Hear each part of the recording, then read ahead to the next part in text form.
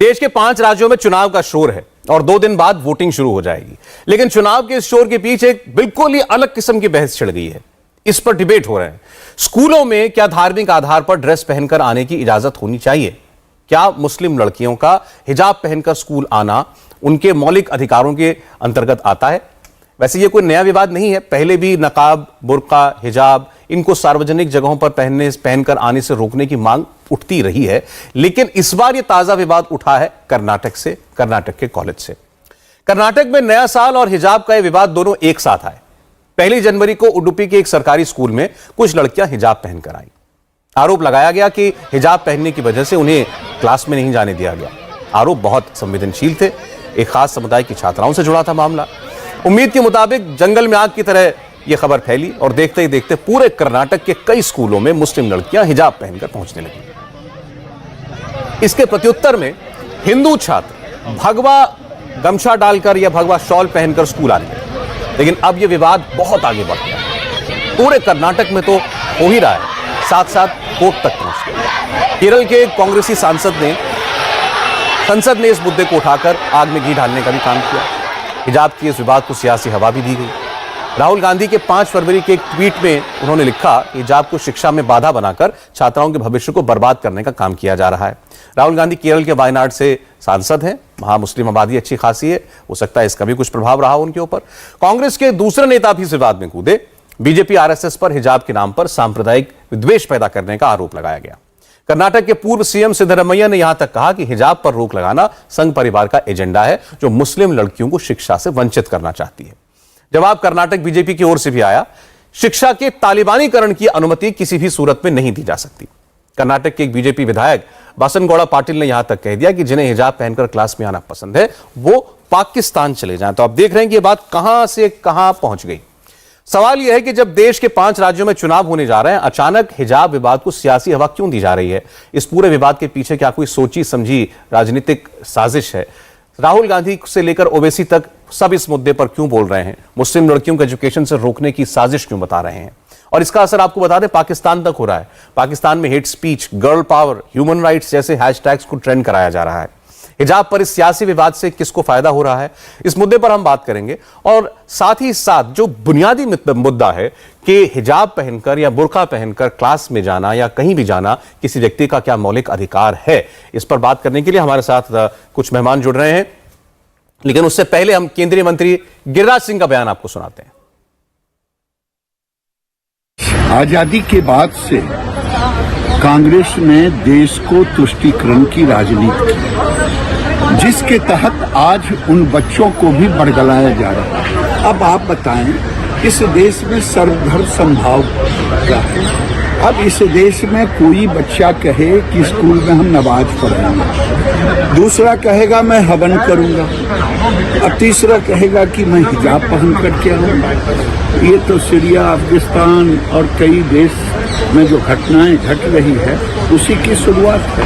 ये गजवाए हिंद की कल्पना जो शुरू से चल रहा है, बंटवारे के समय जिन लोगों ने की, उस मानसिकता के लोग आज गजवाए हिंद और इस्लामिक स्टेट बनाने की सोच में माहौल को बिगाड़ रहे हैं। तो आपने सुना केंद्रीय मंत्री जो है उनके अल्फाज भी कितने तल्ख थे। हमारे साथ 2 मेहमान जुड़ चुकी हैं। अंबर जैदी जुड़ चुकी हैं, सोशल एक्टिविस्ट हैं। अंबर जी, आपका स्वागत है। और शाइस्ता अंबर जी हमारे साथ जुड़ रही हैं, All India Muslim Women's Personal Law Board की अध्यक्ष हैं शाइस्ता अंबर जी। शाइस्ता अंबर जी, आपका भी बहुत स्वागत है। अंबर जैदी साहब जी, अंबर जैदी जी माफ कीजिएगा, ये देख करके बड़ा अजीब लग रहा है कि एक मामला जो शुरू हुआ था एक स्कूल से, वो स्कूल ही है, वहां उसको कर्नाटक में कॉलेज कह देते हैं, प्री यूनिवर्सिटी कह देते हैं, लेकिन ये 11वीं 12वीं के बच्चे हैं। वहां पर 5-6 लड़कियों से जो मामला शुरू हुआ, आज नौबत ये आ गई कि पूरे कर्नाटक स्टेट में 3 दिन के लिए स्कूल कॉलेज बंद ही कर देने पड़े। कहीं पत्थर चल गए, कहीं पर आंदोलन हो रहे हैं, मामला हाईकोर्ट तक पहुंच गया है। तो कहां से बात बढ़ते बढ़ते कहां पहुंची, इसका जिम्मेदार कौन है? देखिए, मुझे ऐसा लगता है कि जो इसमें कोई विवाद जैसी इतना ज्यादा इसको तूल देने की जरूरत ही नहीं है, क्योंकि हम जिस देश में रहते हैं ये संविधान से चलता है, रूल ऑफ लॉ है, सेक्युलर डेमोक्रेटिक रिपब्लिक है। और कोई भी धर्म या हम किसी भी सोच की बात करें, वो उससे ऊपर नहीं हो सकता। सबसे ऊपर संविधान है और हम उसको मानते हैं, सर्वोपरि है। और उसके हिसाब से हम देखें तो ऑलरेडी कानून है।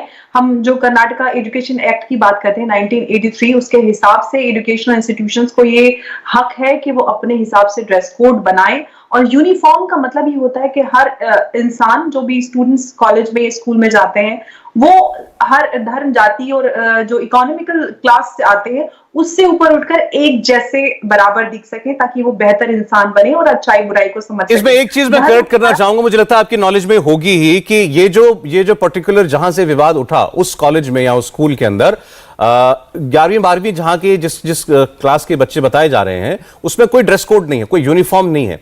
तो ये अपने जो इनके मन मर्जी के कपड़े होते हैं वो बच्चा पहन करके जा सकता है, पर्टिकुलर उस कॉलेज का ये नियम है। तो उसी के लिए बात कही जा रही है। जब मुझ पर बंदिश ही नहीं है कि मुझे यूनिफॉर्म पहननी है, तो फिर आप मुझे क्यों बताएंगे कि मैं क्या ना पहनूं? देखिए, ये कर्नाटका के उडुपी कॉलेज से यहाँ पे इसकी उडुपी का कॉलेज, जी जी जी, उडुपी कॉलेज से हुई। और देखिए, हम किसी भी इंस्टीट्यूशन की बात करें या फिर कुछ हम कॉर्पोरेट में देखते हैं, फ्लाइट के हम देखते हैं पायलट्स होते हैं, जहां पे हमें कुछ चीजों को, कोड ऑफ कंडक्ट को फॉलो करना पड़ता है। अगर फिर हम इसी तरह से जाएंगे तो अब जैसे देख रहे हो उसका रिटेलिएशन हो रहा है, लोग बैकलैश कर रहे हैं, भगवा दुपट्टे और टर्बन लगा के आ रहे हैं। तो अगर हर कोई इस तरह से अपनी रिलीजियस आइडेंटिटी को शोकेस करेगा तो फिर हम वहां पे एजुकेशन तो रह नहीं जाते, फिर वहां पर सब अपने अपने धर्म को सर्वोपरि बताएंगे। ये मानसिकता हम स्टूडेंट्स को यहाँ पे जरूरत है कि हम एजुकेशन को यहाँ पे महत्व दें। वहां पर बच्चे पढ़ने के लिए जाते हैं और हम अपने वैसे भी लोग कह रहे हैं कि बहुत सारे लोग कहते हैं कि हमारा राइट टू एक्सप्रेशन या लिबर्टी की हम बात करते हैं, संविधान की बात करते हैं, बिल्कुल है, लेकिन ये कंपल्सरी नहीं है। हमने इसको इतना तवज्जो, इतना महत्व क्यों देना? सबसे जरूरी है कि लड़कियों को पढ़ने की इजाजत दी जाए, वहां पे सब एक जैसे जाए। अभी जो कोर्ट ने फैसला दिया है, इस कोर्ट ने भी यही कहा है कि भावना से नहीं, संविधान से ये देश ठीक है। कोर्ट ने अभी हालांकि कल इस पर सुनवाई कल तक के लिए टाली है, क्योंकि वहां हवाला दिया गया था कि ये रिलीजियस आइडेंटिटी का सवाल है और इसका जो फरमान है किस्म से वो कुरान से निकल करके आता है। तो वहां जो लीड कर रहे थे इन बच्चों की तरफ से, उन्होंने जो है कुछ आयतें कह लीजिए, या मैं कुछ गलत बोल रहा हूं तो कुछ वर्सेस कोट की होंगी, तो उसके लिए उन्होंने फिर वहां एक कुरान भी मंगाई गई कोर्ट के अंदर कि हम देखें कि कहां पर इसको रिलीजियस सैंक्टिटी दी गई है कि ये ऐसा करना लाजमी या जरूरी है किसी मुसलमान के लिए कि वो पर्दा करे या वो हिजाब पहने या वो बुर्का पहने। हमारे साथ फिरोज बख्त अहमद साहब भी जुड़ गए हैं, चांसलर हैं मौलाना आजाद नेशनल उर्दू यूनिवर्सिटी के। बहुत स्वागत है आपका फिरोज साहब। और यास्मीन फारूकी भी जुड़ रही हैं, मेंबर हैं ऑल इंडिया मुस्लिम पर्सनल लॉ बोर्ड की। लेकिन मैं शाइस्ता अंबर जी के पास पहले जाना चाहता हूं। आपने अंबर जैदी की बात सुनी होगी, वो एक बात ये कह रहे हैं कि भाई ये मामला स्कूल का है, पढ़ाई का है, वहां प्रायोरिटी को पढ़ाई को रखे ना, वहां इसको क्यों मुद्दा बनाया जा रहा है कि हम ये पहन करके आएंगे, और आएंगे तो फिर और बच्चे भी और समुदाय के लोग भी रिएक्ट करेंगे। देखिए, ऐसा है, ये तो फ्रीडम ऑफ रिलीजियस हमारे संविधान ने कहा है, तो उसके अधिकार को इस्तेमाल कर रहे हैं। अगर हम आप फिर इस तरह से, तो फिर बात होगी कि सिख समुदाय में भी हमारी बेटियां या हमारी महिलाएं या हमारे पुरुष जो कटार रखते हैं और कड़ा पहनते हैं, वो स्कूल में जाते हैं और पगड़ी पहनते हैं, तो आप भी उनको भी रोकने लगेंगे। ये सब चीजें ये अब हावी हुई हैं। नहीं, इसका जवाब दिया जाता है। मैंने आपका जो आर्गुमेंट है इसका मैंने जवाब किसी से सुना था, जो शाइस्ता जी ने बात कही है। देखिए, एक मिनट अंबर बोलने दीजिए उनको, अंबर बोलने दीजिए। नहीं, देखिए मुझे बात क्या लेने दीजिए। देखिए, ये बहुत खतरनाक और बहुत बुरी चीज है कि चंद लोगों ने अब तालीम हासिल करने वाले, शिक्षा हासिल करने वाले उस कॉलेजेस में भी ये शामिल कर दिया कि अब कौन हिंदू है, कौन किसका मुसलमान है और किसका ड्रेस कोड क्या है। ये शाइस्ता जी अगर अब आपकी बात होगी तो मैं दो बातें आपसे कहना चाहता हूं। तो ये मैं आपसे दो बात कहना चाहता हूं। वो किया गया है, ये आर्ग्यूमेंट बार बार दिया जाता है और खास तौर पर सिखों का जिक्र किया जाता है कि फिर सिख जो हैं, सिख बच्चे जो हैं वो स्कूल कॉलेज में पगड़ी क्यों पहन करके जाते हैं। ये बातें कही जा रही हैं, तो इसका जवाब दिया गया है। उनकी आजादी है ना। सुनिए तो मेरी बात तो सुनिए मैम, मेरी बात सुनिए। मैं तो आपको जो दूसरी तरफ से आर्गुमेंट आ रहा है वो बता रहा हूं। मैं ये नहीं कह रहा कि उनका आर्गुमेंट ठीक है और आपका गलत है, मैं उनको बता रहा हूं क्या जवाब देते हैं कि सिखों में पगड़ी पहनना, दस्तार रखना, ये उस धर्म की स्थापना के साथ उनकी रिलीजियस आइडेंटिटी में शामिल किया गया कि आपका धर्म सिख है और आपको पगड़ी पहननी है। उसमें आगे पीछे की बात नहीं है, उसमें कोई एम्बिग्युइटी भी नहीं है, बड़ा क्लियर है। आप सिख हैं, लड़के हैं, मर्द हैं, तो आप पगड़ी रखेंगे, ये मैंडेटरी है उनके लिए। लेकिन ये कहां मैंडेटरी है कि कोई मुस्लिम महिला या लड़की जो है वो हमेशा पर्दे में रहेगी? रिलीजियस की नहीं, ये कहां मैंडेटरी है, ये सवाल है। हम लोग हिजाब में रहते हैं, ये मैंडेटरी है क्या? देखिए ऐसा क्या इस्लाम में मैंडेटरी है? तोड़ मरोड़ के नहीं पेश कर सकते हैं, तोड़ मरोड़ के। देखिए अभी डेनमार्क में फैशन शो हुआ था, हिजाब पे फैशन शो हुआ था, और फ्रांस में 2016 में फैशन शो हुआ था। हिजाब हमारी तरक्की या हमारे अगर वहां के स्कूल के लोगों को प्रॉब्लम है, कोई चीज ऐसी है कि वो उनको नुकसान पहुंचा दे या आपत्तिजनक है, तो कोई महिला अधिकारी उनकी ड्रेस। मैं एक चीज आपसे पूछना चाहता हूं शाइस्ता जी, आप यूपी में रहती हैं, मैं जानता हूं, आप लखनऊ में रहती हैं। फैसला दिया था। मैं भी देखिए, आप यूपी में रहती हैं, मैं भी यूपी से आया हूं पढ़ करके। मैंने भी नर्सरी से लेकर 12वीं तक की पढ़ाई ली है, उत्तर प्रदेश में ही ली है। मेरे भी बहुत सारे क्लासमेट्स मुस्लिम थे, लड़कियां भी थी, लड़के भी थे। आपके बच्चे भी जाते होंगे स्कूल में। मुझे तो नहीं याद कि मैंने कभी आज तक कभी किसी मुस्लिम लड़की को स्कूल में एक बार भी पर्दे में देखा हो या हिजाब में देखा हो। कहां होता था? ये तो नहीं होता था। देखिए ऐसा है, ठीक है, नहीं होता था। अब उनकी चॉइस है, ये उनकी चॉइस है, ये उनको पसंद है कि हमें इसी हिजाब में रहना है, तो हम उसको रोक नहीं सकते हैं। लेकिन स्कूल को भी जो चाहिए कि वो मुद्दा इसको मत बनाए, इसको मुद्दा बन। आज तो इतना बड़ा मुद्दा हो गया कि हमारे देश के मतलब एक ऐसा दिन लग रहा था मुझे कि शर्म आ रही थी कि ये कौन से बच्चे हैं जो इस तरह से नारे लगा करके यही अपने आपस में भाई मतलब जो साथ में पढ़ रहे थे, शिक्षा ले रहे थे, उनको ड्रेस कोड ने बांट दिया। कौन वो कर रहा है? ठीक है। फिरोज बख्त अहमद साहब के पास मैं जाना चाहता हूं। फिरोज साहब, इस दरअसल इस विवाद के मेरी नजर से दो पहलू हैं, एक है सोशल और एक है कानूनी। आप दोनों पर बात कर सकते हैं। कानूनी तो ये जो बार बार दलील दी जा रही है कि उस बच्चे की, उस लड़की की आजादी है कि वो पहनना चाहती है, अगर वो पर्दा रखना चाहती है तो उसको हक क्यों नहीं है, ये कानूनी पहलू है। और दूसरा पहलू ये है कि क्या पर्दा रखना ये कोई अच्छी बात है? क्या हमें इस पर बहस करनी चाहिए कि हमारे देश में बुर्का हो, नकाब हो, कुछ भी हो, ये क्यों हम लड़कियों से कहते हैं कि ऐसा करें? हाँ, देखिए सौरभ भाई, मैं बस 1 मिनट में अपनी बात तमाम करूंगा। क्या है कि आपने कहा है कानूनी पहलू से देखिए इसको और सोशल पहलू से देखिए, उनसे मैं बाद में देखूंगा। सबसे पहले मैं सौरभ भाई इसको देखूंगा तालीमी पहलू से, from the point of view of education. मैं क्या देख रहा हूं, ये जो बच्चियां हैं इनको they are in actually tweezers grip, यानी दो पार्टों में पिस रही हैं। जो हमारे अपने लोग हैं, मुस्लिम लोग हैं, इनमें फूंक भर रहे हैं, हवा भर रहे हैं। अरे भाई, जब तक हिजाब के जरिए तुम्हें इजाजत ना दे दें क्लासेस का, आप मत जाओ। उधर से उन्होंने हिजाब पहनने को रोक दिया है। इसमें देखिए एक सेंसिबल तरीका यह है, बच्चियों का नुकसान हो रहा है। 31 दिसंबर से 1 महीने से ऊपर हो गया, 1.5 महीना होने वाला है, ये बच्चियां तालीम हासिल नहीं कर रही हैं। क्या है, मुसलमान अपनी जंग जीत जाएगा, हिंदू अपनी जंग जीत जाएगा, बीच में कौन दो पार्टों में पिसेगा? बेचारी मासूम बच्चियां पिसेंगी। इनको आगे जाके पायलट बनना है, आर्किटेक्ट बनना है, इनको इंजीनियर बनना है, इनको फौज में जाना है, इनको प्रोफेसर बनना है। ये इसका बड़ा नुकसान होगा। एक क्लास भी 40 मिनट की अगर वेस्ट हो जाती है, बच्ची क्लास में नहीं जाती है, बच्चा क्लास में नहीं जाता, it is a life times waste. अब मैं आ रहा हूं कानूनी पहलू पे।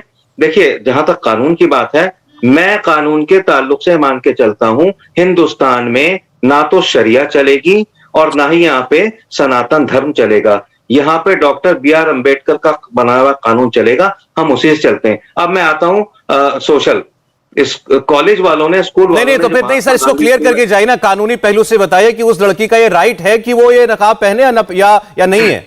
मैं उस पर आ रहा हूँ सौरभ भाई, मैं बात पूरी कर रहा हूँ, मैं उस पर भी आ रहा हूँ, आपकी बात पूरी कर रहा हूँ। देखिए क्या है, उस लड़की का ये राइट जब तक है जब तक कॉलेज ने उसे इजाजत दी है। कॉलेज एक सरकारी संस्थान है, सरकारी शिक्षा संस्थान है, और उसमें और देखिए ये हिजाब जो है ना, ये कोर वैल्यू नहीं है इस्लाम की, ठीक है, कोर वैल्यू नहीं है, नमाज है, हज है, तो हिजाब जो है ठीक है। आप अगर कॉलेज कहता है कि नहीं हम ना भगवा पहनने देंगे, ना हरा, ना कुछ। तो ये कॉलेज का हक है, और कॉलेज, और आप हिजाब पहन के जाती हैं, आपने खुद ही अपने को डिस्क्रिमिनेट कर दिया। आप कहती हैं कॉलेज आपको डिस्क्रिमिनेट कर रहा है।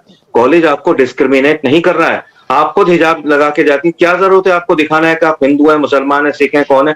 खैर, जो आपका कानूनी हक है, जो कोर वैल्यू है आपकी, वो आपको उसकी इजाजत है। आप कॉलेज तक हिजाब में आइए, बुर्के में आइए, कोई नहीं रोक रहा। अच्छा, ठीक है सर। लेकिन क्लास में बैठ के आप हिजाब लगा के, आपने दो तीन बड़ी बातें कही। आपने कहा कि हिजाब, नकाब ये कोई कोर वैल्यू नहीं है, यानी इसकी कोई ऐसी इसकी ये नहीं कहा गया है कि अनिवार्य है कुरान के तहत।